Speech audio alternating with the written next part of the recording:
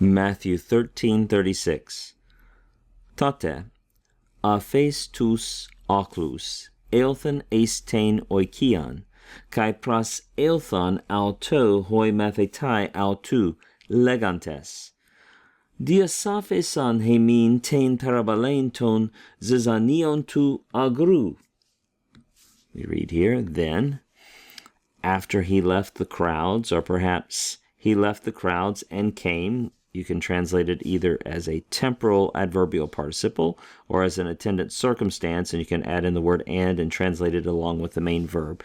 I think most English translations do the attendant circumstance, so let's try that again. Then he left the crowds and came or went into the house. And the disciples of him, that is, his disciples, approached him or came near to him, saying, this legantes is a participle introducing their direct speech.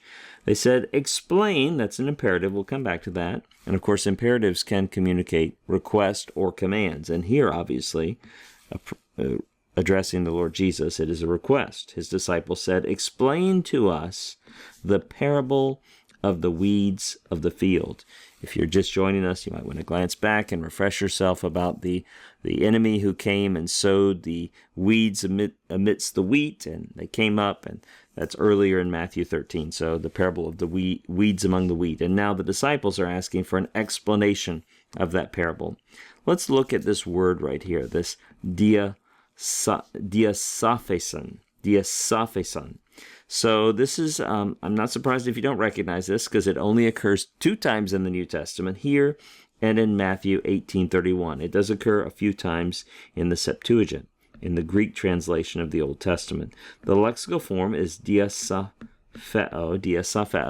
and it means to explain or report, or has a range of meaning. Obviously here, explain, interpret for us, is the sense of it. I want you to look at that lexical form and then look at the form up in the verse. What do you see that is different?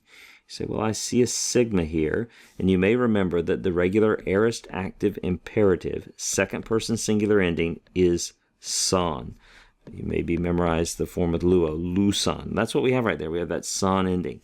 We also had our contract vowel, because this is a contract verb. Remember, a contract verb is a verb where the last letter of the stem is an alpha, epsilon, or omicron. We had the contract vowel lengthen. I'll highlight it right here. It lengthened from an epsilon to an eta. And that's a normal thing that happens with contract verbs.